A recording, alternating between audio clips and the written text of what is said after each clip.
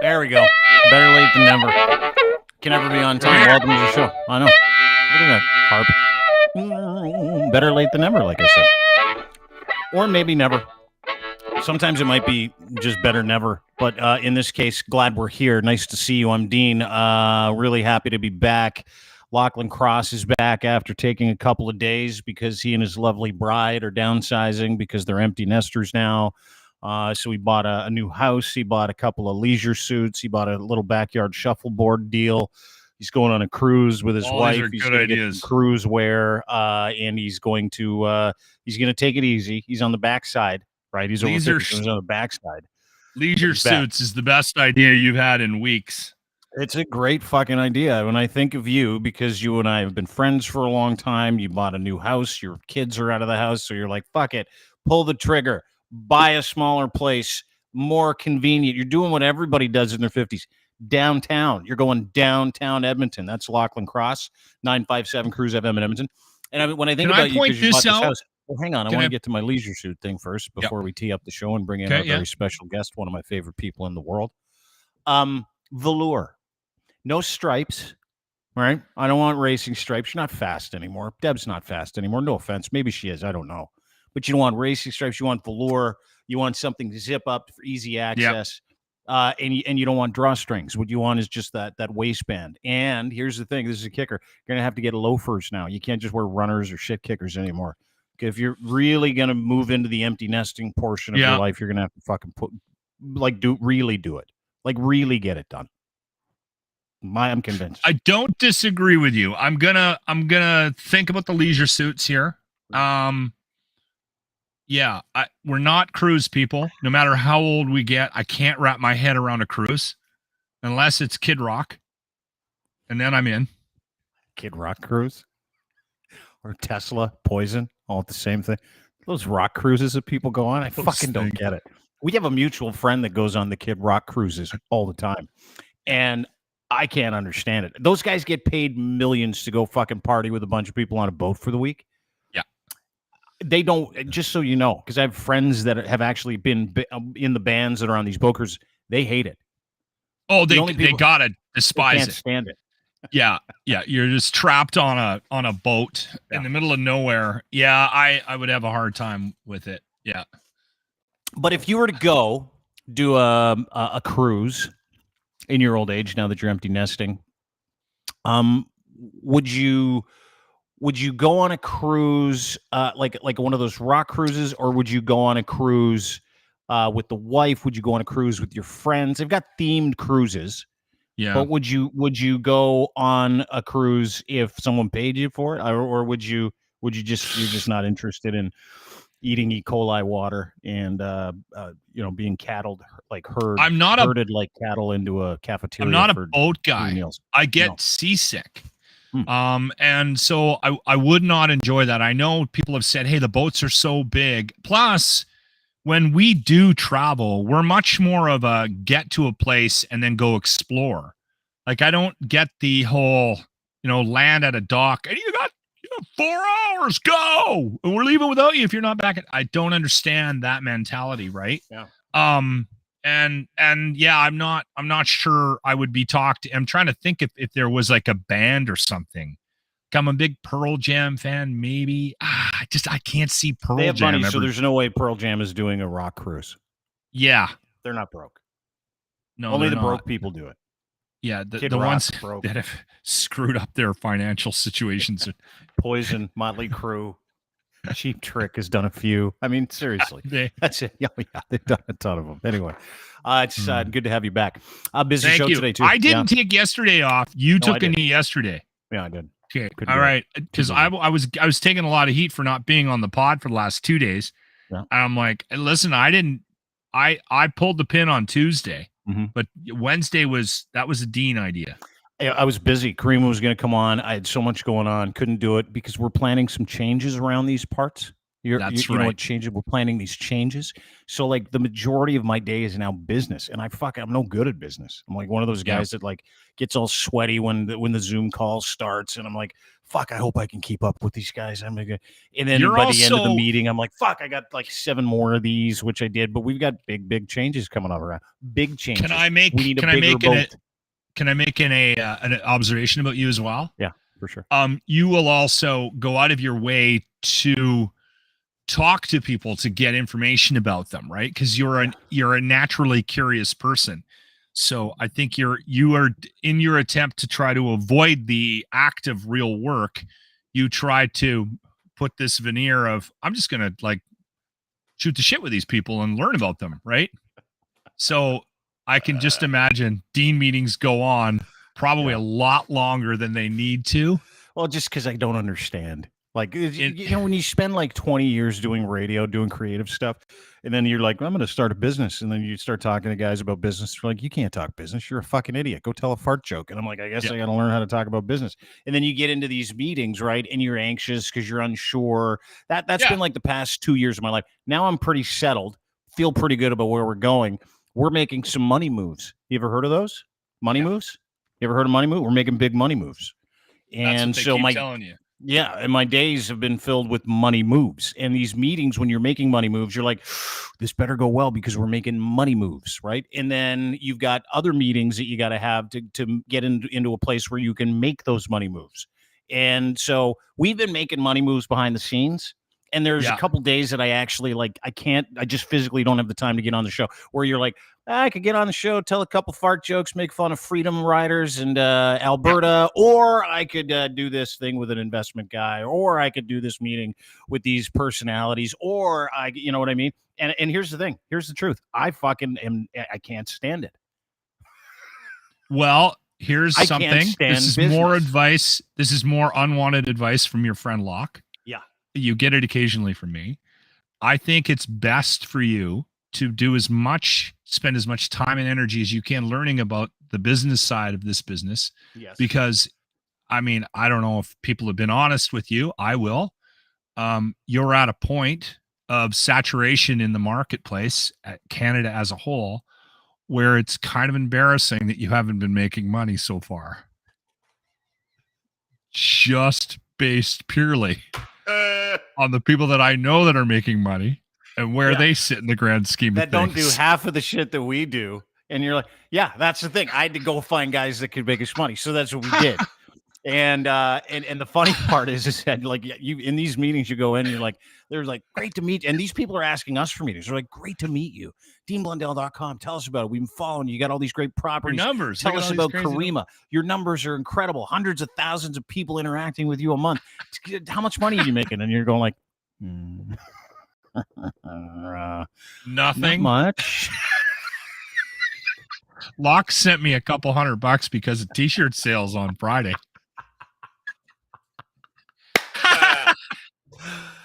But it was never my intention. That's the thing, right? This is like Lucky Mud. I started this podcast, and then the blog is a place to just kind of fart around.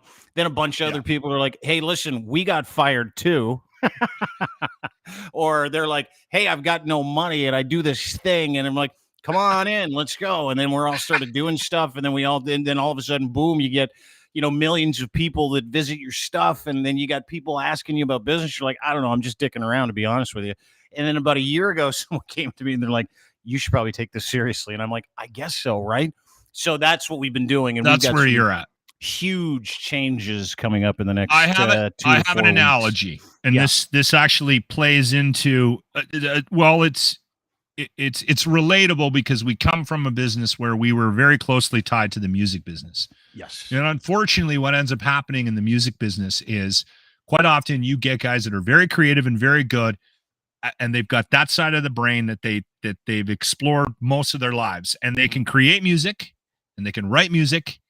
And they have absolutely no business acronym at all, and no skills on the business side of things.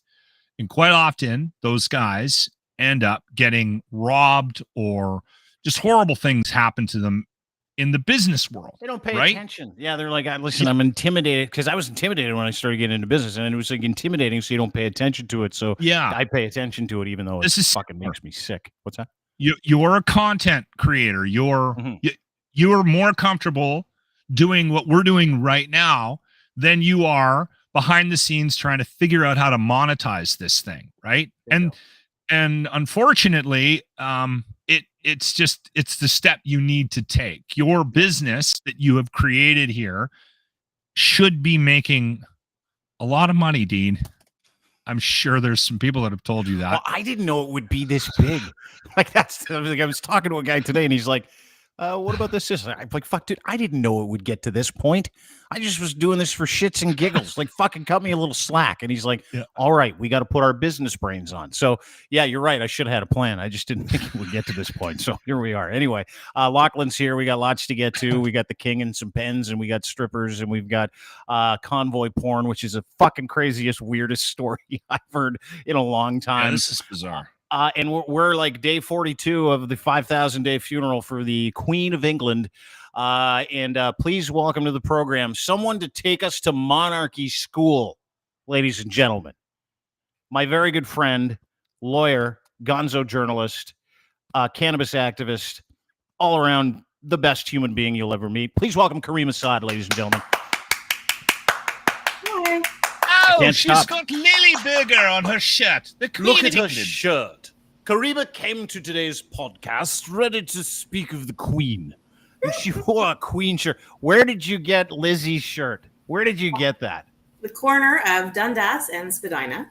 There was a stall with these delightful commemorative shirts, which are in perfectly good taste. And I thought an appropriate outfit for today. You got a few different. Can you hold that up too for a second? It's got the Queen, one big photo of her face. She looks so happy, and then it's got a young Queen in the bottom left, and it's silk screened on. And then you got, the same Queen, but just like a little older maybe. And 1926 to 2022, a commemorative "The Queen is Dead" shirt, which is 3 ways, yeah. Yeah, but it's interesting because I follow you on Twitter, like a lot of people do, tens of thousands of people do, at Caryma Rules. And you put up a couple of tweets, so I'm shocked to see you in that. I think this is one of them. No, that's not one of the tweets. Is this one of the tweets? Nope, that's Glenn McGregor's tweet. Let me get this out. Sorry, I don't mean to keep you waiting. Your tweets made me laugh, though. You're not a fan. And there you are wearing the Queen's Rock Show T-shirt. Can you explain that, please? Because here we go. I think this might be it. Is this it? Yeah, Caryma. Because there's a big fight going on here, Caryma, and the Queen's at the center of it, even though she's dead. My personal view is that the pageantry and service of the monarchy downplays the institution's brutal legacy vis-a-vis, did I get that right? Vis-a-vis Indigenous people in Canada. Thank you, Yahoo News, for featuring my tweet, which they indeed did. In that story I'm not done there. I'm not done there with Caryma's angry monarchy tweets. Here's another one. This is the day shortly after the Queen died, like 4 days after. And you were pretty quiet about it, and I was shocked. We can reflect about the September 19th federal holiday for the Queen's funeral a week and a half later on National Truth and Reconciliation Day. I know what you're getting at here, but take us to school.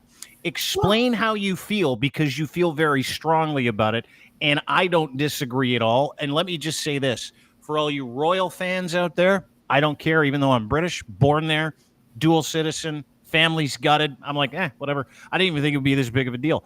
But I also understand it from the Canadian aspect. It's like, hey, listen, why are we still doing this shit? So, but there's a whole bunch to uncover. That conversation's already started too. I don't want to jump on Caryma's thoughts here, but that I saw that this morning. Mm-hmm. It's already a thread of conversation through Parliament. So anyway, sorry, Caryma.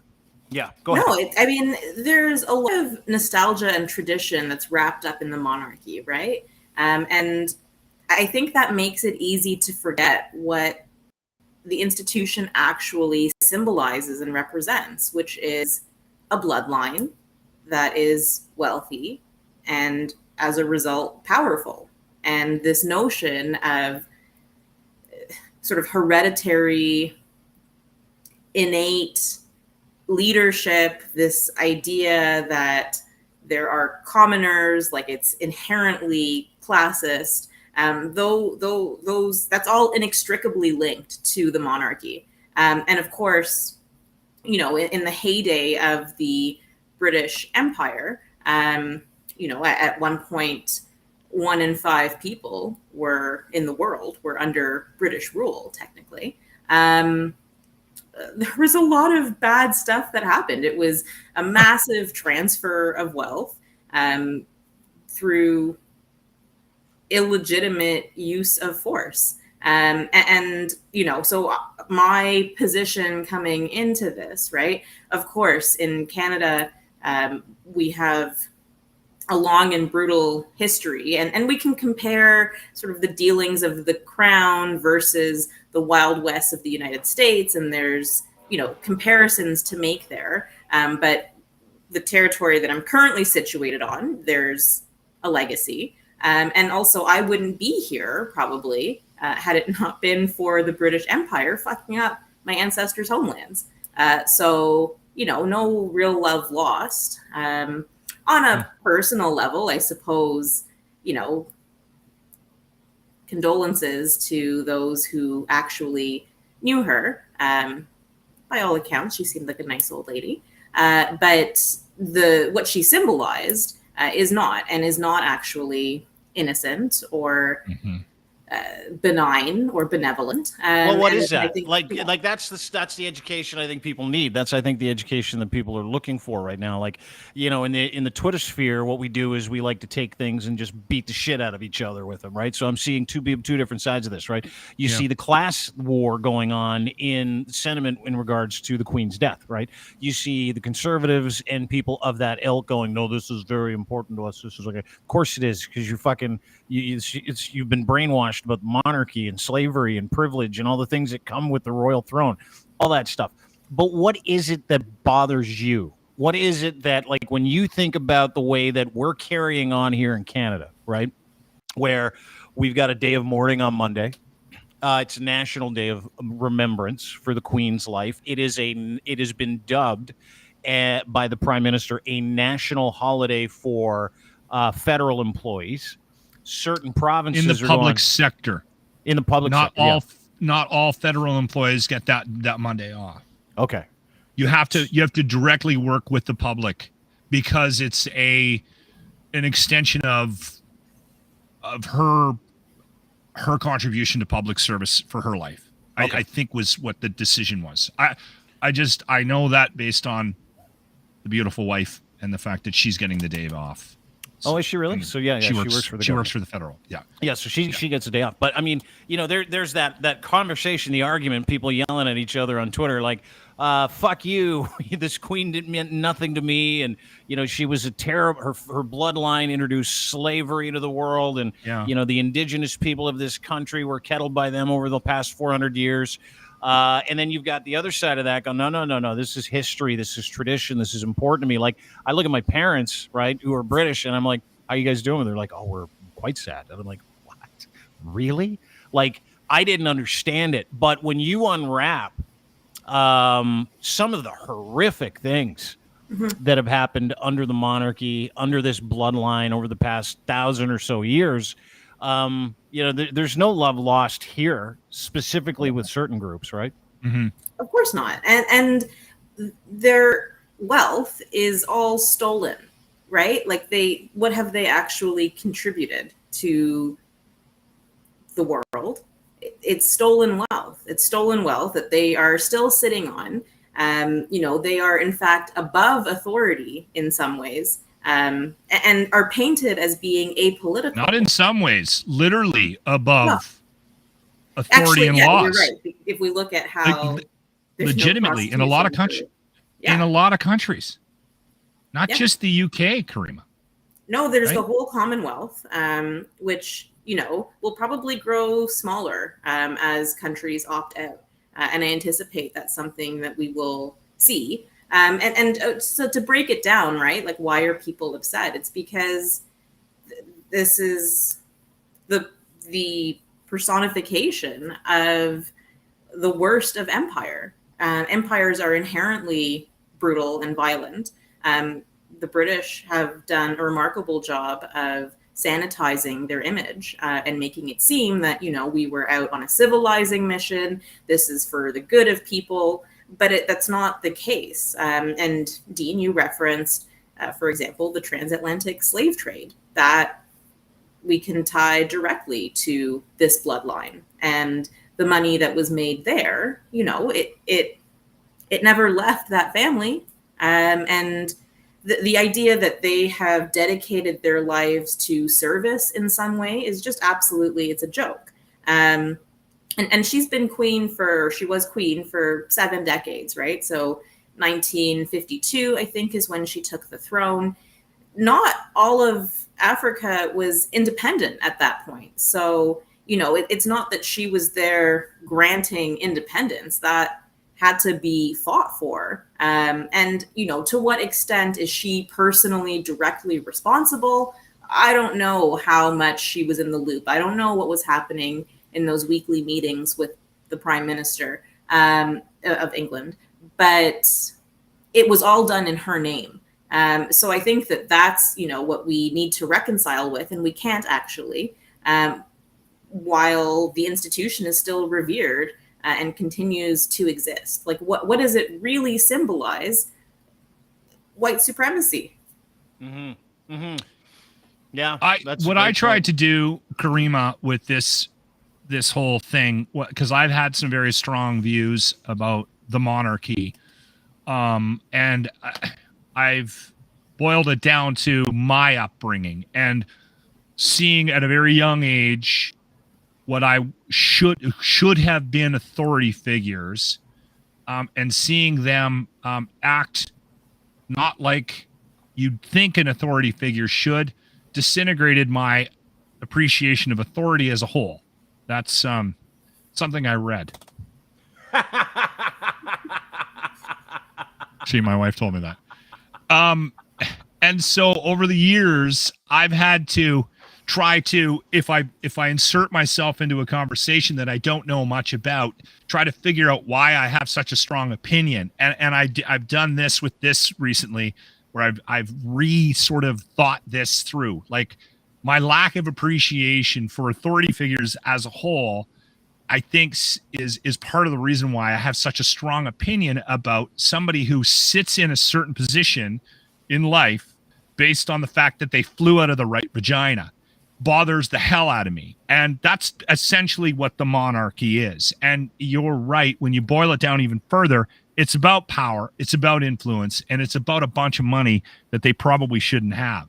But what I've tried to do with this in the last week or so, because there are people that are very sensitive to the loss of the Queen, and that's understandable. If anybody dies, even if, mostly just old people. Mostly old people are pissed off. Mostly old people are sad, and mostly rich people and religious people. That's not true. We've got a couple of people in our office that are taking the day off, even though they're taking personal days because they're very affected by this. And that I tried to get the day off. Well, that's the whole other. That's the biggest fight we're having in Canada. My boss called me out on it.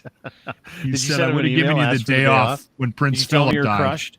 Yeah, did you? I did. I said I was destroyed by the loss of the Queen, and that I didn't feel like I could do a show effectively on Monday, and I would need the day off. I will need some time. There was this loss. I need some time. I think I put exactly that. I'm going to need some time to deal with this loss, which was a listener suggestion when we were writing the email live on the air. And he called my bluff on it.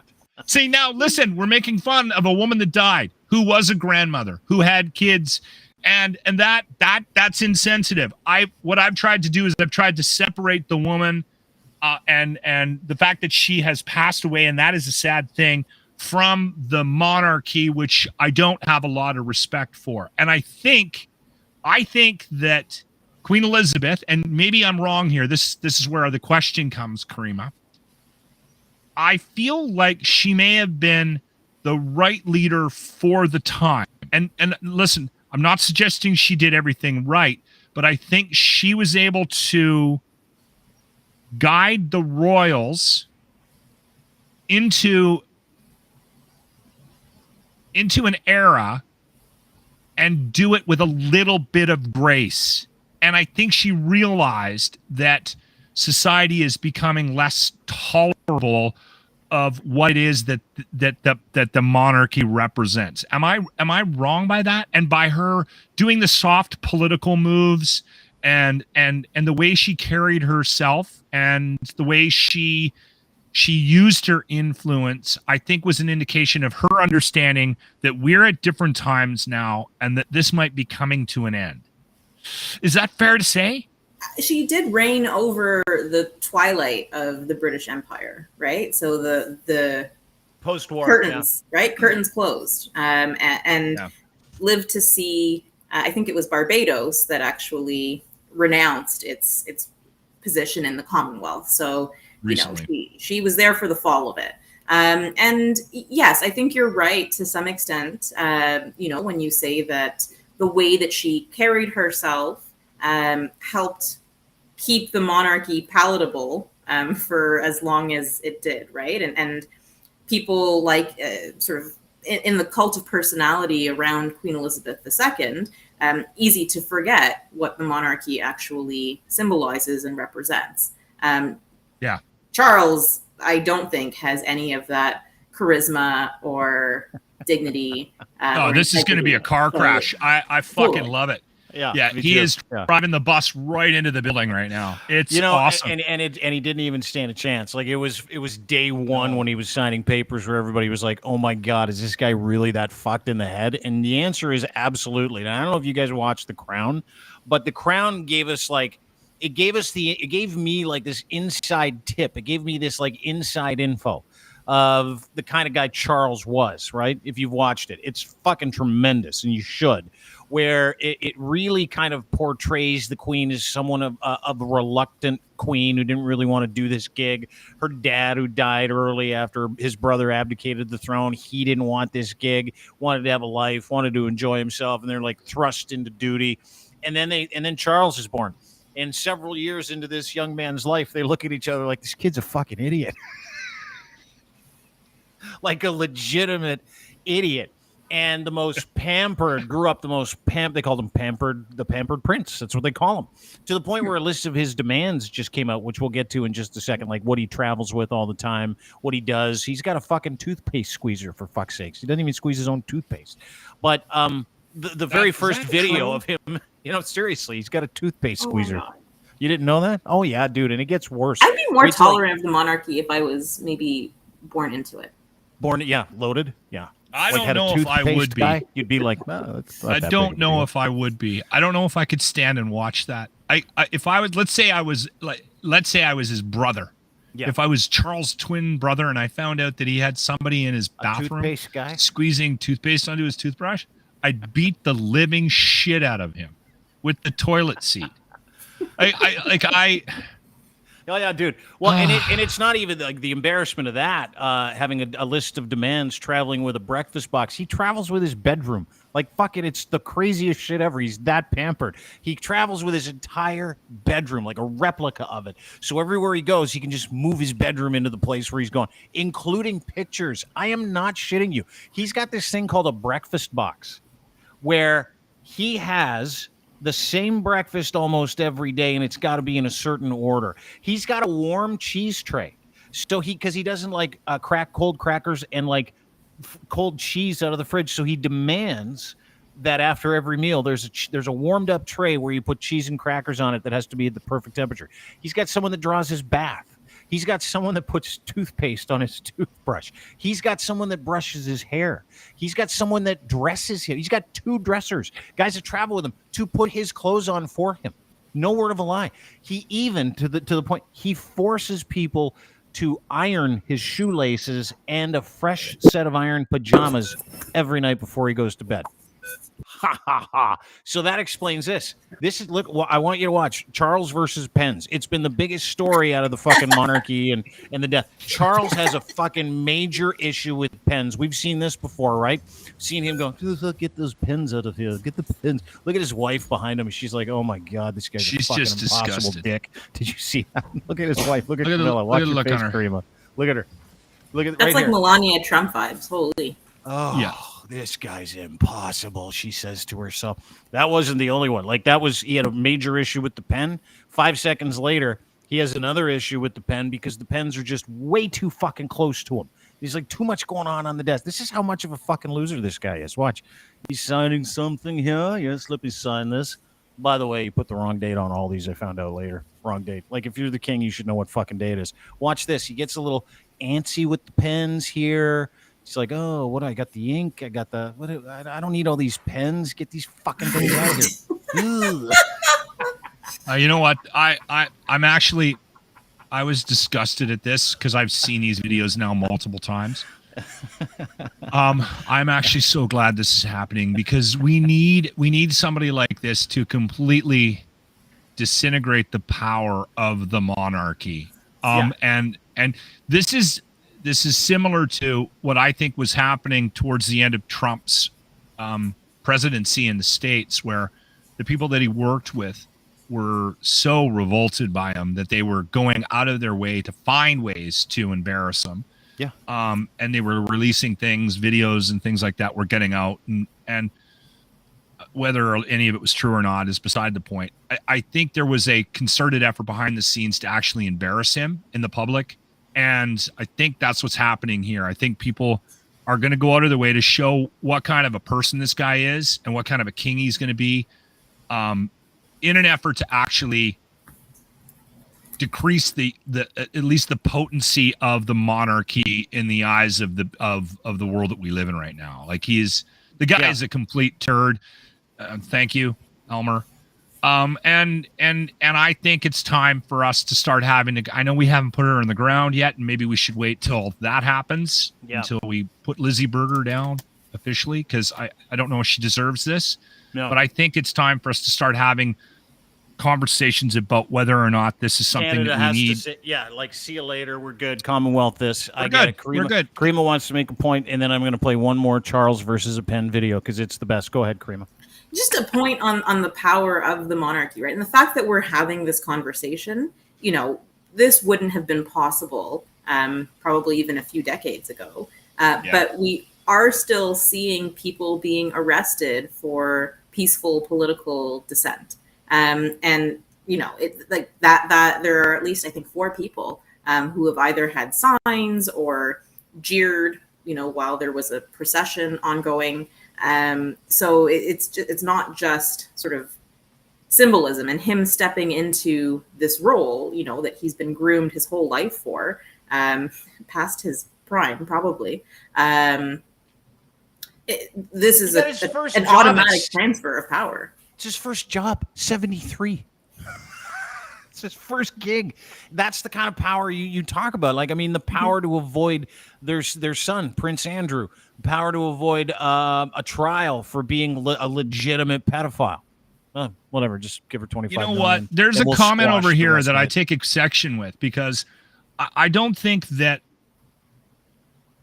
Canada's, and I could be wrong, I don't think Canada changing our relationship with the monarchy or removing it, I don't think that necessarily changes the laws and how we've structured the legal system in Canada.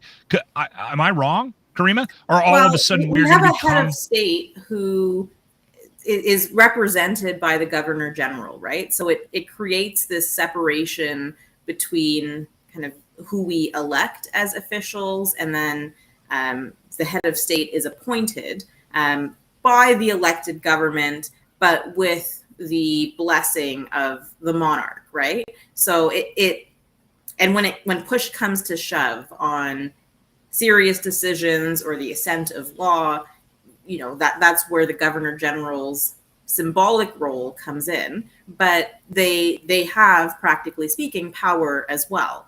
It is a mess to change the Constitution, but we've not actually done it successfully. Doesn't mean we're going to become the United States of America. No, separating ourselves. No, it doesn't. That's not possible. No, it's not. But to that point, that's what this conversation has started. Like, with her death, there's a bunch of different countries that are like, hear no evil, see no evil. Then they got the changing of the guard. You got this idiot that's coming in, who can't fucking use a pen. We'll get to the last video, which was all world, in just a second. It now seems like the time for people to start having that conversation, right? Like, yes. Part of me doesn't give a shit. Part of me does, because there's a $60 million bill attached to being a member of the Commonwealth every year, and there are 52 countries, now 51 with Barbados leaving, that are legitimately, that sit constitutionally under the Queen's Commonwealth. She is the head of 51 states. And the reason why, and a lot of people don't know this, is over the past several hundred years, this is how empires were born, strengthened. Different countries like Spain, Portugal, England, France, Norway, 100 years before that, Denmark. They were like, hey, fuck, it's cold here. It's weird here. Let's explore. Let's go and see if we can enrich ourselves as a country. So over the past several hundred years, that's where the slave trade came from. That's why we have the Commonwealth, 52 different countries, because those countries were literally taken over by England's army, where they came in and they subjugated the people in there, or they invented or invested in colonizing those countries, case in point, Canada. So that is why we have a Commonwealth. It's pretty easy to understand. But when it comes to the Commonwealth, it's 2022. We don't. It is a useless enterprise. It's absolutely antiquated. It's totally antiquated. So one of the fights that's going on now is this holiday on Monday, right? That we kind of just quickly covered, which is, do you want a holiday or don't you want a holiday on Monday? And a lot of people out of principle are like, I'm not fucking celebrating a moment of silence for a woman whose family introduced slavery to the world and stole the riches from Pakistan, India, every African country, dozens of European countries, Canada. I mean, it came over. I'm not celebrating that. And if you talk to an Indigenous person, which I did yesterday about this, they're like, fuck her. We're dancing on her grave. Like, and I sat there and went like this. Fair enough. I get it. I totally understand why. Yeah. Like but that was history then. Back then it was no big deal. It was just part of, empire making. Now we have our own empires. We've got countries that are self-sufficient by and large that have lived under the Commonwealth. So my question to you is, we have Amazon. We have Amazon. So easy to get shit now. You can just order it. Just Google it. You don't have to get on a ship and steal someone's shit. Different empires. Can we, and because that conversation's happening. Like, I'm seeing a few news stories to further what Lachlan was saying, that should Canada start talking about piecing out of the Commonwealth and telling the Queen and former Queen and the King, hey, listen, it's been a slice the last couple hundred years, but we're out. It's doable. And I just want to clarify that being part of the monarchy doesn't necessarily mean that Elizabeth is head of state. Like, it's sort of a club, right? There's different levels of it, right? Caryma? Yeah, exactly. It's doable, but it requires political will. Whether that exists or can be leveraged, like, certainly there's momentum for that conversation, and there's also pushback to it, right? And people who grew up singing God Save the Queen in school rather than the national anthem, right? Like, it's embedded in our society. It's still a huge part of even our legal system, and in ways that are either, symbolic or can be, it's not, nothing is unchangeable. I think history tells us that, but it is deeply entrenched, and then people react strongly to symbols. And the monarchy is no exception to that. And especially if you're someone who feels that the institution has done well by you, or it's something you're proud of, this is just another example of woke culture destroying things that are nice and good, right? I didn't say that. I didn't agree with that characterization. It was Caryma this time that said that. No, but I'm sort of paraphrasing from what feedback I'm getting online, and I don't think that that's a fair representation either. Yeah, it's part of our history, but so is the legacy of brutality part of our history, and why do we have to favor one thing over another. And just the way that even the media is covering this, and the wall-to-wall sort of back-to-back stories about the Queen and how it's so sad and mourning and blah, blah, blah.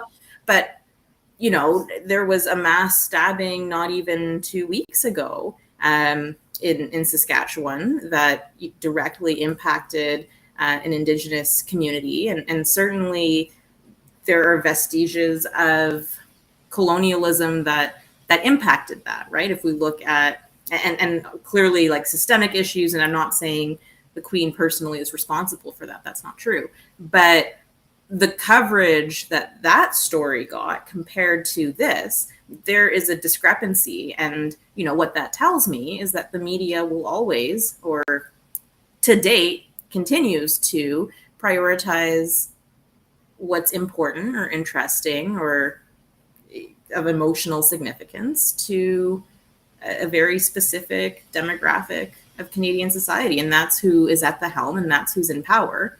And the rest of us can scream about it, but I have 2 points about that. I have 2 points about that. And it's interesting that you bring that up, because I think a lot of times what ends up happening is the media is held accountable based on how we cover things or how we present them from the public. And it's based on a lack of understanding of how things are done behind the scenes. And this doesn't happen as much nowadays, but it's interesting that you bring up, Caryma, the coverage of the, because I've been watching this and I've been like, what's going on? Like, I understand it's the Queen, and yes, I understand, but holy crap, like all day, this is all you're gonna do. Yeah, like, it's crazy to me. And again, I think we forget sometimes about the influence of the people that pull the strings in these organizations. And I remember being somewhat close to a situation where there was a guy that ran a I'll just say it, a television station.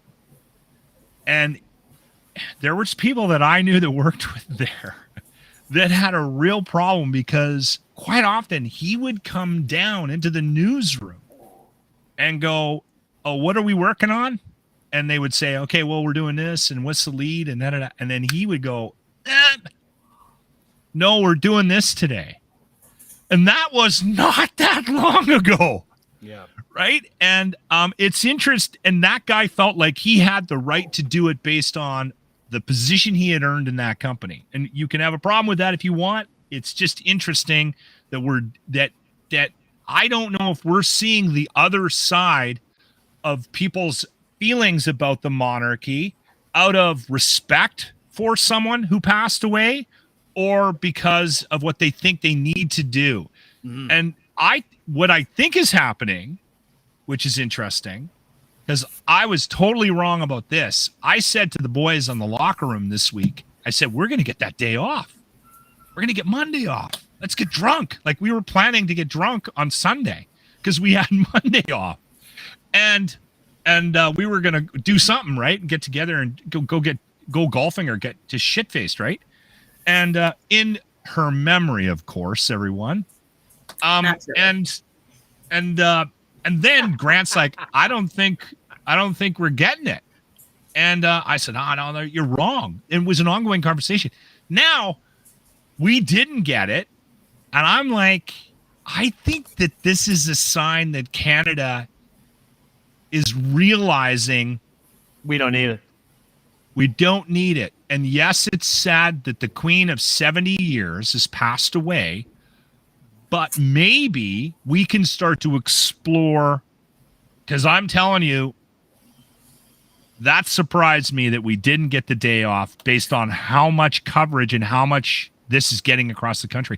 Maybe we're there, Caryma. You're shaking your head. Why? No, I think that what we see is a conflict of interest between sort of preserving that status quo and the symbolism of the monarchy versus the logistical sort of hurdles in having a day off and like the capitalist interests that drive that. So I think in this case, sort of the corporate interests won. Right? Is it a workers' rights issue? I don't, you know, there are people who maybe care, but that we're in a different time.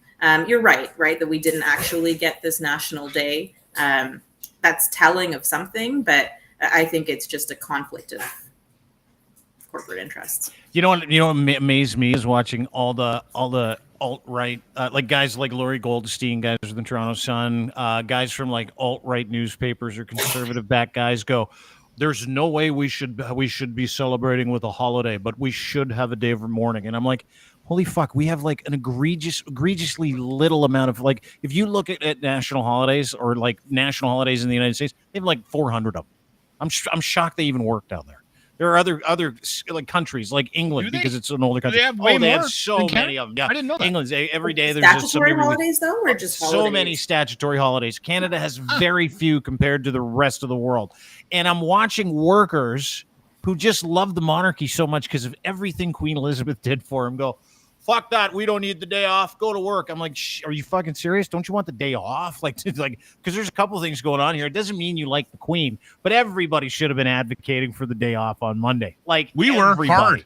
Yeah, you should have. I am too. I can't stand the monarchy, don't care, doesn't bother me, even though I'm a British subject, actually.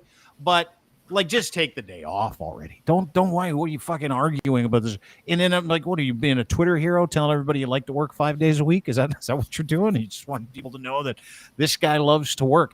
But back to I'm on a slippery slope. I'm in radio. That's not real work. So when you start demanding another day off or a long weekend so you can go get drunk on the golf course on Sunday. Yeah. Well, plus you need time to deal with it. So have you noticed too a lot of like convoy people, or people that are unvaccinated, people that you've been following around for the past little while? Have you noticed that a lot of them are quite upset the Queen is dead? Have you noticed that? No, actually, my observation has been cheering of her death, belief that she died earlier and that they, released this news for reasons because of the timing. Yeah, I would say so. It could just be the fringe groups that I hang out in, but they, you hang out with those aren't guys? overly supportive of the Queen. So there hold are on, what's the date? What's the significance of September 8th? They don't know. Nobody knows. Nobody knows. There is none. There is none. So like, it's just garbage, right? Garbage in, garbage out. There are probably kind of, because freedom fighters is a very broad category, right? So, there are some who are probably upset about this. And, the ones who see this as part of Canada's history and tradition. They got 35 paid days of vacation in France. Yeah. According to M. Tons. Dude, what the fuck? They get it all. They get all the stuff. It's fucking incredible. But I've noticed that, going back to the convoy, I've noticed a lot of those hardliners that are like, that don't think that Canada, and this is their fallback. I don't know if you've noticed this. I have a lot of people commenting that this government isn't our government. This is an illegal government, an illegitimate government. And I only observe a lot of libertarians. I only observe the government of England and the monarchy, and that is our true government. That is where we should be. And they cite like a whole bunch of different things. And I found that fascinating over the past couple of days, is that I haven't seen the same people that you've seen, or these fringe people you see you hang out with, cheering about the Queen's death. I've seen the opposite, where it's like, this is sad. She is our leader. She is the leader of Canada. Justin Trudeau is not. We don't observe the Canadian Constitution. We observe the monarchy. Like that whole thing. I saw a ton of that over the past couple of days. Did you? It's not a monolithic group, right? So I think that that is a thing. Yeah. Well, speaking of the convoy, and so I'm last night I'm online. I'm on the interweb. You guys may have heard of it. It's this little, you can go and entertain yourself, look things Very up. exciting. I was on Twitter. Yeah. And I see this tweet from the platypus, someone that you and I both know that likes to make Chris Sky's life absolutely miserable. Other people involved in the convoy. I've seen his work. He's great. I think he does a great job. I mean, or her. It might be a her. I think it is a him, but I wouldn't attempt to sideswipe any pronouns. I'll just say I think it's a fella. So he tweets this out the other day, and I was shocked. now I can't stop wondering who the Freedummers are doing porn. And I'm like, Freedumb Porn? Question mark. Instantly intrigued. And he's like, apparently there's Freedumb Porn, but no one will tell me who's in it. I said, want. Platypus says, so do I. Well, as luck would have it, I have some Freedumb Porn. I'm not going to play it for you. But this has been, over the past couple of days, 3-4 days, there's these nasty rumors that were floating around. It's like a couple guys in the Feedumb Convoy are porn kingpins. And I'm like, porn kingpins? What is a porn? Like Jackie Treehorn from Boogie Nights? Is that like that kind of porn kingpin? And so I did some digging, made a few phone calls, sent a couple emails, couple DMs. Sure enough, one of the members of the convoy who's currently embedded in Ottawa in the Tupac Church, you know, the crazy fake convoy church up in Ottawa that's with that guy William with Comer, the Tree of Life. Yeah, the Tree of Life guys. So it turns out it's one of them. It's one of the guys who is deeply embedded, involved in, it's going to be strange, making videos for them. So the Tupac convoy video guy, is also has spent several years making pornography, and he is the star of his own movies. Who is it, you ask? Great question. Thanks for asking, everybody. He goes by the name.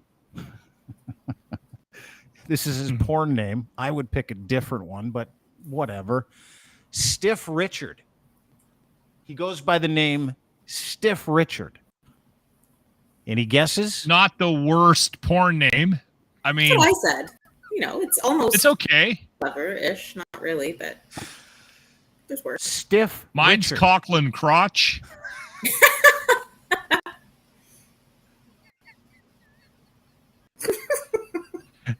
I bet you'd buy that video if you were at Blockbuster tomorrow. Big time. And starring Coughlin Crotch. This gentleman also was at the convoy. And when I say he was at the convoy, I'm not joking around. This is him waving a flag. This was one of the very, very poignant videos that came out of the convoy. This is a weird development. This is also from Caryma. Well, we'll get into who Stiff Richard is in just a second. But here you go. That's the gentleman right there in the middle. That's Stiff Richard waving the American flag. So, Locke, it's okay if we out this guy, right? Stiff Richard is none other than Chris Dacey. Chris Dacey is the gentleman who has been following around. I remember this video. Yeah. This is Caryma's video. Chris Dacey is the guy who is embedded with those fucking losers at that church in Ottawa. Chris Dacey is a videographer, self-styled videographer. He's just a hood rat that walks around with a fucking camera. That's pretty much it. And this is him. This is Chris Dacey. That is who was in the video. And in the last couple of days, a treasure trove of his homemade and uploaded porn to Pornhub, X videos, other really horny websites, very, very dirty sexual websites. What about X Hamster? It's on X Hamster. Yep, it's also on X Hamster. And if you don't believe me, there's the man himself, and he's advertising it. And it's X Videos is where you can get his stuff. I can't show who he's in the videos with, but he's a big fan of his work.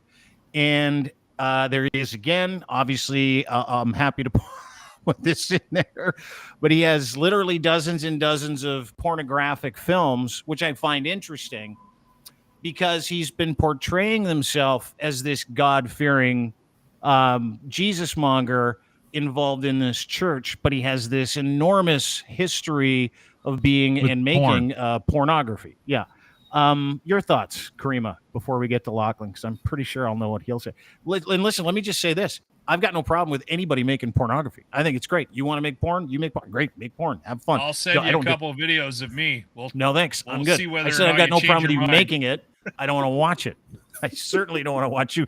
And for a second there, I thought Pat King might be in it. Then we crossed the threshold of amputee porn. That's a whole other story. But changing minds and opinions. Yeah. Old Coughlin crotch. Here you go. But Caryma, what do you make of this development? Because this is rocking, by the way. This is rocking. The news that the convoy's videographer is a porn kingpin is rocking the Freedumb Convoy world. I mean, I agree with you, right? That there's nothing inherently wrong or immoral about recording oneself in intimate positions and sharing that for the benefit or whatever of everybody else. Oh, there's no benefit. I've watched them, Caryma. This was actually my first time ever seeing porn that you sent me that link. And really? No. That was the first time you watched. It was a I disturbing watch porn thumbnail. daily. I'm not going to lie to anybody. Dude, I said Caryma. So I call her today. I go, hey, we're on the show. We're going to be doing this. I'm like, I got to send you a couple videos of this. And she's like, okay. And I'm like, before I hit send, I want you to know I am just sending you pornography for the sake of research. I'm not being untoward. I'm not going, hey, what do you think? Should we get together? I'm just sending this to you. And the replies that I got from her after, 20 minutes where she clearly did her research was disgusting. She was not pleased with me sending it to her. She's like, what am I watching? They didn't even tidy up the room. It was insane. Yeah, I'm always worried about that kind of porn when you see like the room is like a mess, right? Yeah. There's clothes on the floor and there's an empty chip bag and beer cans tipped over on the dresser. Yeah. Have a look around. Yeah, your thoughts. Just a bit of self-awareness, right? Is there like a hypocrisy in being the church's videographer and how I don't know. The videos are somewhat dated, right? So maybe views have shifted. That's possible. But you can't be running around telling people how to live their lives. With skeletons in one's closet, if this is considered a skeleton at all, which I think in that crowd it would be. So freedom, right? Freedom, freedom to do whatever, but also freedom to talk about it. Yeah, freedom. I mean, I went through the litany of issues that we would have if we talked about freedom, because I was like, I'd heard so many stories. I'm like, oh, it's Pat King and Tamara Lish. Oh, it's Pat King and Kellyanne Farkas or whatever her fucking name is. And I was like, please let Pat King be in it, because I would watch that and I would cut it up and I would do a collage and I would share it with people. But it's not. It's the videographer who I should have known. It's always the videographer because he's got the cameras, right? That's the thing. This he'll film anything, including that. What did you make of the quality of pornography, Caryma? It was low. It was pretty low quality. There is an audience for that. I have a couple of friends that are like, the grainier the better. I mean, I want this looking like your uncle shot it in a garage. It has that vibe for sure, and it's sort of like are you recording me? Like so like that real the bad acting kind of feel. That was the second video, wasn't it? Where she was like, what are you doing? Are you recording me? And he's like, as a matter of fact, I am. Da, da, da, da, da. Anyway, there's Freedumb Convoy porn out there. I'd put it in the description, but listen, I'm not sharing that stuff. You just go find it yourself, X-Hamster. Pornhub. Stiff Richard on X Movies. That's your guy. That's who he is. Fucking pick a different name. No, I don't hate that name. I do hate it. I'm can't okay stand with Stiff Richard. Stiff Richard's a terrible name. It's a great name. No, Coughlin Crotch is a great name. While we're on the dirty business, did you guys see the story of the old folks home in Taiwan? Anybody see this? No? Aren't you glad you stuck around, Caryma? Dean was right that the show things would change. Disintegrate quickly. Yeah, no, this is awesome. Tell me, have you got video of this? Yeah. I got video of it. Yeah. I need to say, because I heard the story and I saw the write up. I did not know there was a video attached to this, or I would not have. I would have kept digging. Mhm. This is amazing. Thank you, Dean. Yeah, you're welcome. So the story goes, and we'll get to the story. Taiwan. This is the name of the country. Yeah, Taiwan.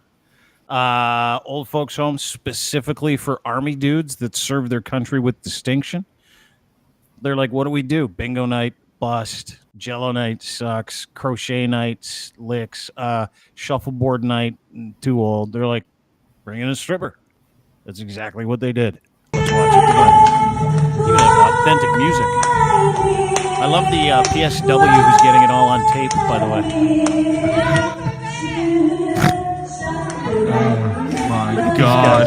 And look at the one old guy just clapping. Right? He's just like, and the other guy leaning in. Oh, yeah, that guy cops a feel. Old dude cops a feel. But she loves it. And the good news is that she's bringing joy to these guys. And she's wearing a mask on top of it all. And then she leans in really nice and she gives him a little kiss and she says, I hope you have a nice day. They're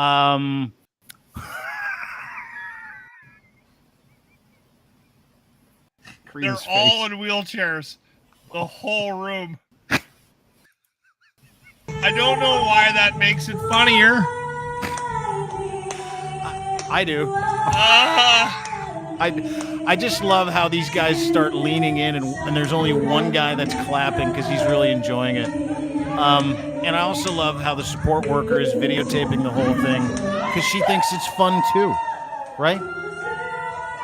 I mean, who's to judge? I can't judge this. She's bringing joy to these guys in their senior years. Did any of them die? On the spot? Yeah. No one had a heart attack?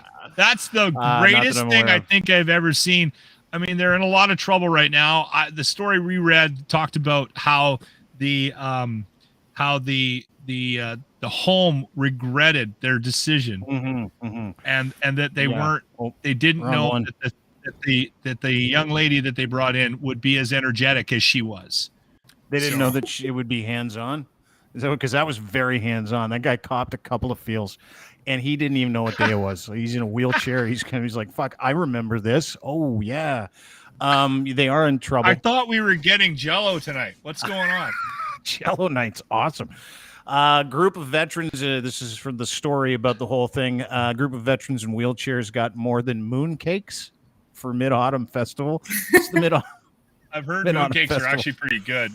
After a nursing home in Taiwan enlisted the services of a lingerie-clad stripper to celebrate the Chinese holiday, the Taoyuan Veterans Home, state-run facility for military vets, told you, studs, issued an apology for the exotic dancer to perform for the seniors. Viral footage, which we just witnessed ourselves, glad we did, shows one of the vets getting a handful of breasts as the stripper twerks over his chair.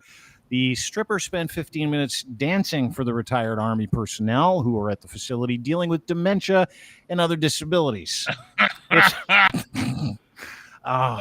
its apology, the home said the stripper became overzealous and just wanted the vets to feel enthusiasm and energy. That worked. The Taoyuan Veterans Home said, quote, it will be more cautious when it hires performers for the vets in the future, the New York Post reported. While the home received criticism for the entertainment, commenters on social media were quick to defend the facility, saying the residents needed to have some fun. I don't disagree. What are they really even apologizing for, except for maybe the touching, since it's state-run? That's maybe Zing had the greatest night of his life, but right? Yeah, whatever. How many we of get those weird cats? with age, right? Old age and sexuality, but it's like I don't know that you stop being a sexual being. Apparently they don't. Apparently a lot of these old folks' homes are banging like rabbits. That's what I've heard, right? Yeah. That's the question I would have too. I mean, these and keep in mind, these guys are men. They're the former Army guys, and they're women too. Like Lois and Harry getting it on in the hot tub at the old folks' home. Why are we judging? Who cares? No, I don't judge. Whatever makes them happy. They should have apologized. Add another 10 years to Harry's life. He'll be playing the accordion in the fucking lunchroom till he's 90 now. Look at him. Accordion in the lunchroom. Watch Zing win checkers tomorrow. Come on.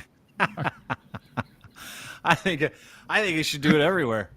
Seriously, I have zero issues with that anywhere. Unless, of course, some people do have issues with it. But, I mean, what a time to be alive. You're 95. You think it's over. All of a sudden, this beautiful 20-year-old young lady, burlesque dancer, comes in to lift everybody's spirits, and she's not wearing very much. And she starts twerking on you. She lets you grab her boobs. Like, there isn't an old guy in there that was like, today sucked. Right? Not one guy's clapping away. Yeah. Yeah, one guy. I do think they need to up their game on stripper music, though. Did you hear that? I didn't. Yeah, it was weird, wasn't it? You should get some like 50 Cent in there or something. Get that place hopping. Speaking of good times, has anybody here barfed in public? Has anybody been to an event and gotten sick? Have you? Anybody here? Caryma, have you? I have. Yeah. Yeah. I get seasick. Details? Well, I get seasick a lot of times. Not because I'm a drinker. I just sometimes throw up. I was on a Ferris wheel one time and sometimes throw up and threw up right in front of the teacups. Yeah. Are you a puker? Are you a barfer? Are you? Yeah. Yeah. Caryma, are you a chucker? Do you get the Not like all the time, but it happens for sure. I puke all the time. Just when I'm on a boat, I just sometimes get sick. Yeah. Rides. Yeah. Cars, I will chuck my cookies. sometimes. Yeah. Alcohol. 15 beer. No problem. Yeah, exactly. Yeah. Have you ever drank, Caryma? Have you ever drank to the point of being nauseous? Have you ever drank? You're not a big drinker, right? No, I'm not a drinker. No. But like life circumstances make me throw up sometimes. Yeah, me too. I did that this morning. Crazy question. Assuming you've drank enough to make yourself vomit, right? Like you've once or twice a year, usually. And it's usually tequila or some kind of shooter thing gets thrown into the mix. Because I'm a heavy beer drinker. Yeah. But then every once in a while, someone goes, "Hey, let's do a shot," and I'm like, "Oh God." And then it comes. Yeah. Yeah. Whiskey too. Whiskey's bad for me.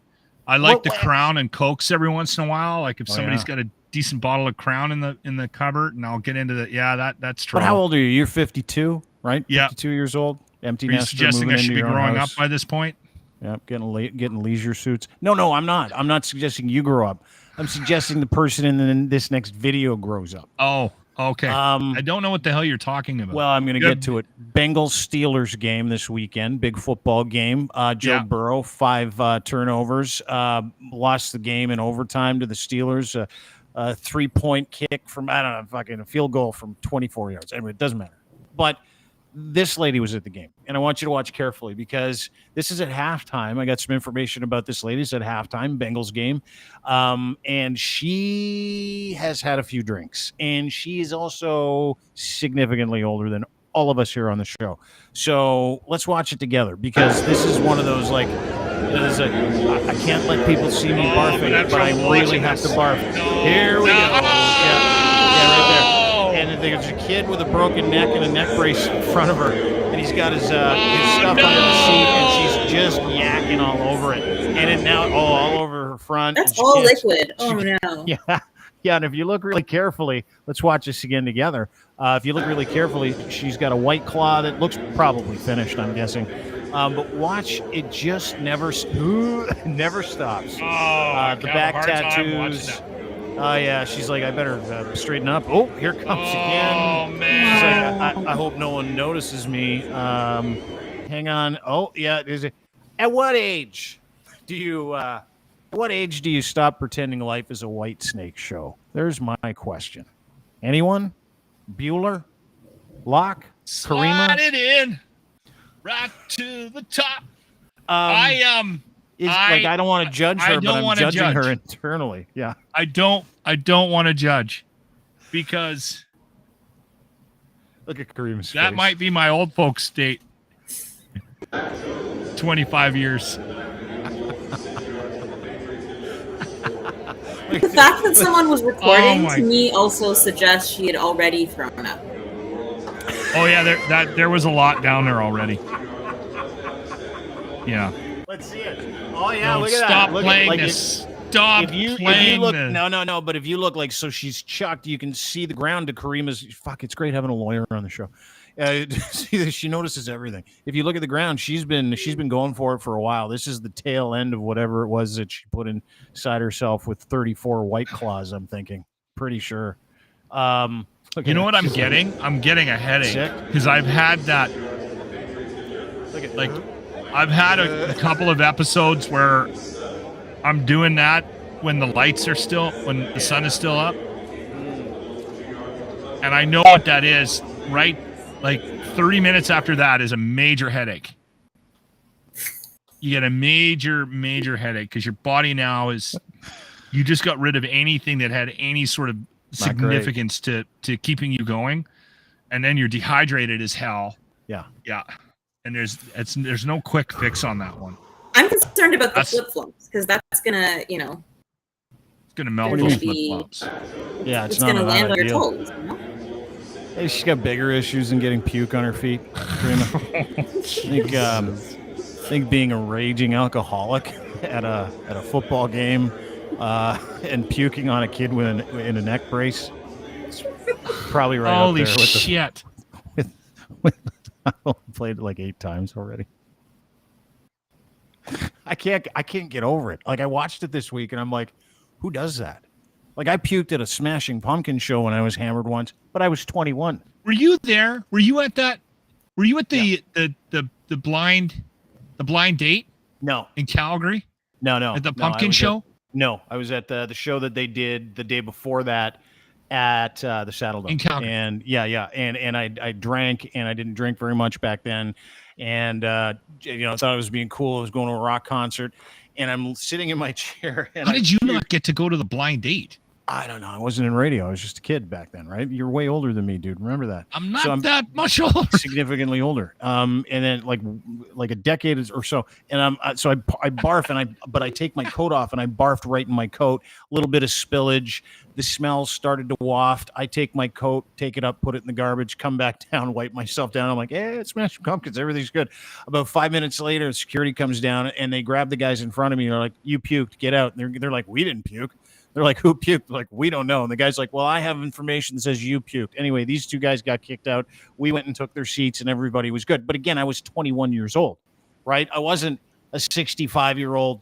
Maybe I'm ballparking it. 65-year-old woman. She's got 6 decades on her for sure. Oh, for sure. Yeah. Like there's a governor that shows up at some point in someone's life when they drink, right? It's gotta. Like, is her family saying anything to her this morning? Someone going, hey, listen, lady, you got to cut it out. This is not the way you go through life. You can't keep puking at games. She's puking on a kid who's got a broken neck.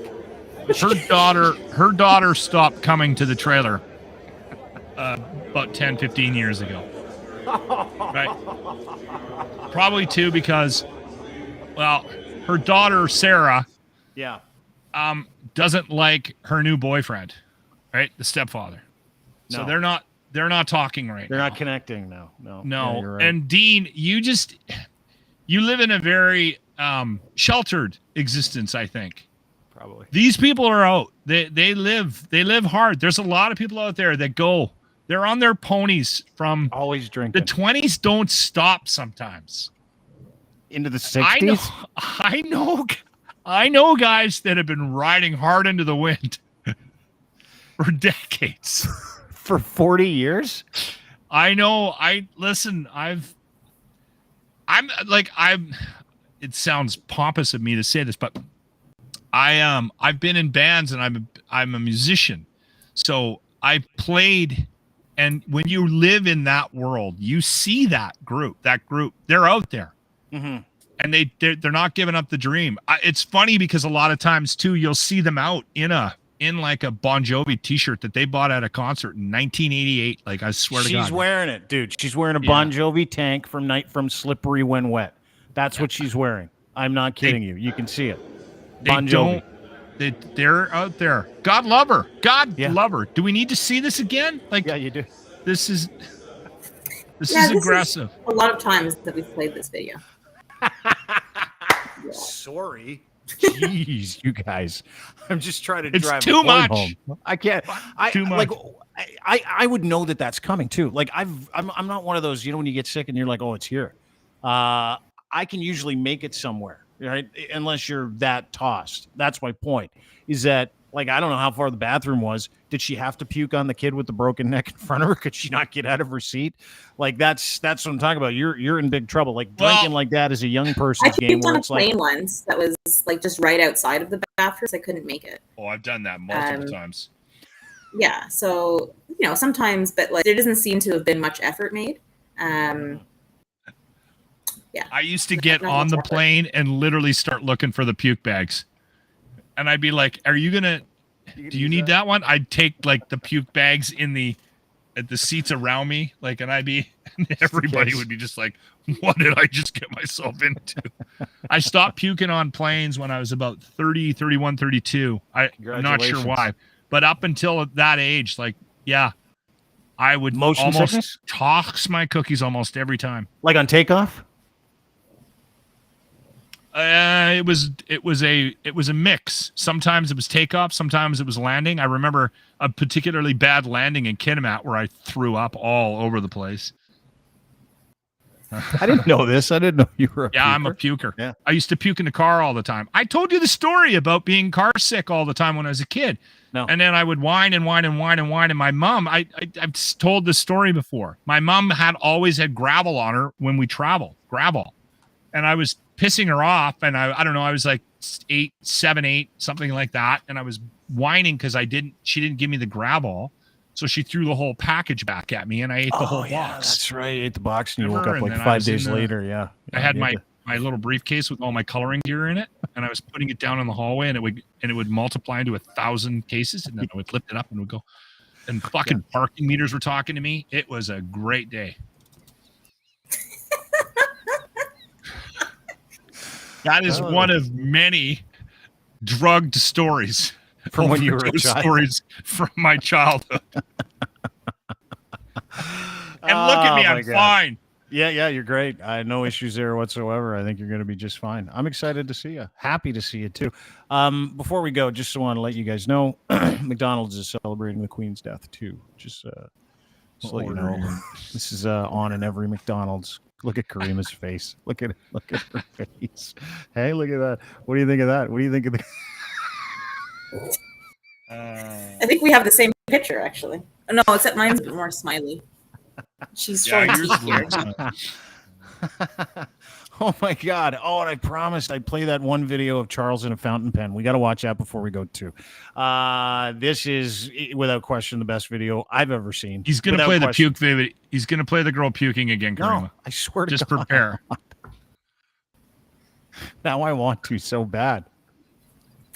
I'm not going to. Yeah, you are. God. You are. No, I feel sick to my stomach because of how many times you played it. Oh, I swear I'm not going to She play had it. shit coming out of her nose at that point. Like, this is just, it's wrong. It was a lot, right? Yeah, it was too find much. a way. Sometimes it comes through the nasal passages. You never know, right? I can taste puke right now. Human body is an amazing how many times you thing. played that video. So here's Charles versus a pen. One more time to end the show. This is a fountain pen. The other two were, by the way, Bics. It's going to be White Snake here puking. No, it's not. I swear to God, I'm not going to play. But this is Charles with a fountain pen. I want you to note the chivalry as he hands the fountain pen that has also pissed him off. He's got a real fucking problem with pens to his wife, and then just bails on her like a total fucking gentleman. Watch this.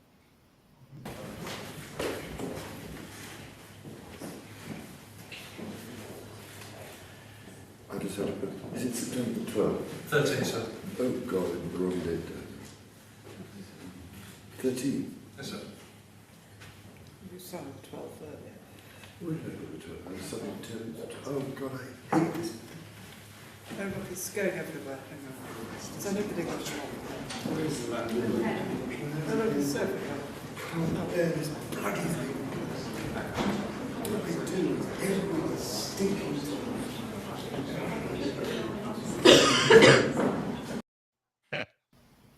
What a cock! I'm changing my mind on these. This is the best thing that could have happened. We're gonna end up becoming. Long live the king. Yeah, he's going to destroy the name of the whatever reputation or prestige or whatever is left of it is just going to go right down the royal shitter. Yeah. Oh yeah, totally. That Caryma, you're unhappy about this, but let me tell you something. Charles might be the best thing to happen to the monarchy for people like you. Yeah. Next week she's gonna have a King Charles shirt. I wish I could be around just to record them. Yeah, I would get some great footage. Oh fuck! Can you imagine you in Buckingham Palace with your fucking phone, scooters everywhere? You'll need a scooter. It's a big place. Anyway, thanks for doing this. Great to see you. Caryma. Thank you. I think this was all tied together very nicely, this whole episode. It was awesome seeing you. Yeah, we put a nice little bow on it, didn't we? Yeah, we brought it all the way back. I'm going to go before he shows the goddamn puking video again. I'm done because it made me nauseous after the 13th time, too. That's the most 1987 White Snake video. People are asking for it in this comment section. What do you mean? Okay. Asking for the video again? I got to go. See ya. You don't want to see it one more time before you go? Caryma, you don't want to see it before you go? Guessing you don't? I would pass, but thank you for. Okay. Well, I'll let you go. Then. Great to see you.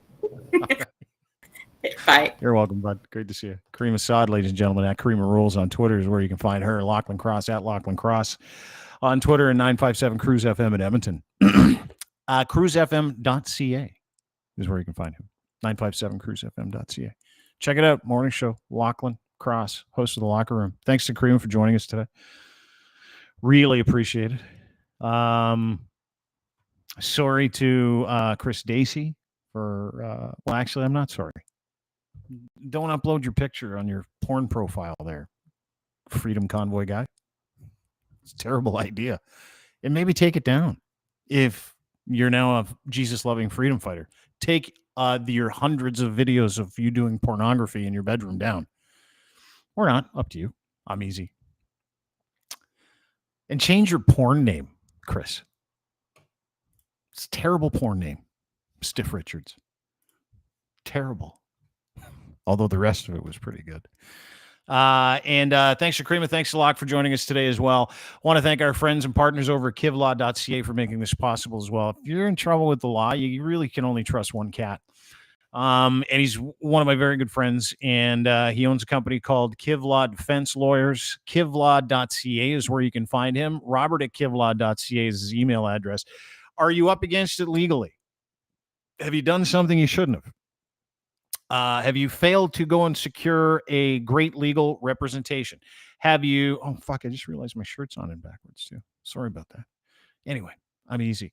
Have you had an opportunity to get counsel? Have you had an opportunity to tell someone who understands the legal system better than anybody I've ever met what it is that you're up against and how he can help you? No, you haven't. So what you need to do is call my friend Robert at kivlaw.ca. Defense attorneys that actually care about you as a human being won't tell you what you want to hear. They'll just get the job done and make sure that they preserve the freedom that you want and have in this beautiful country of ours.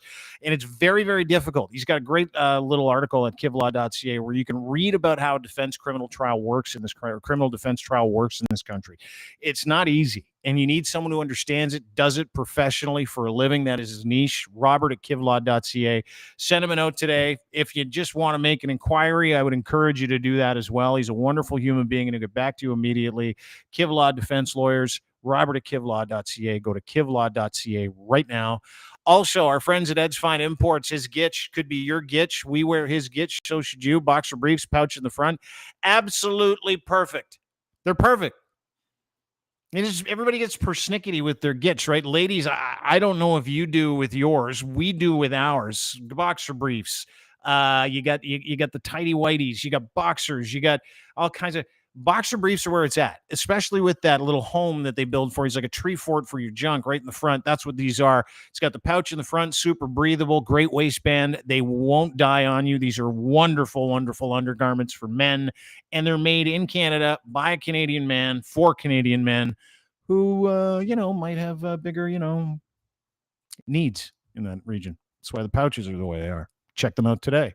Go to edsfineimports.com. Gitch3 is your promo code. He's got a massive online store as well. He'll send you a free pair of underwear and use that promo code, by the way. He's a nice guy. That's what he does. And he's got a huge online store, John Barbados, 34 Heritage Jeans, tons of great bands. Sign up for the email and you get another 15% off there as well. edsfineimports.com. And of course, our friends at Easy Auto Financial for making this possible as well. If you're looking for an opportunity to get some kind of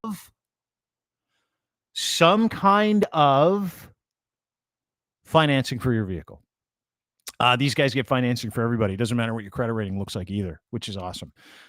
They prefer if you go and deal with them because they want to get you free financing, and they work with all credit ratings, and they don't care. Then they'll go and send you to get the car you want at the dealership that you want to get it from. Make it all turnkey. If you're looking for financing, depending on your credit rating, doesn't even matter. They take everybody, and they'll make sure that you get a car. Go to easyautofinancial.ca and check them out today. No purchase necessary. Don't have to be of legal drinking age. Anyway, that's it for us. Have a great day. Thank you, everybody, for joining us. Sorry we played the barfing video 4,000 times. That I am sorry about. Not enough to, not do it again. If there's an opportunity to entertain people with that, I'll take it. And we'll see you tomorrow right here on this very program. It'll be Friday. Thanks, everybody. Take care.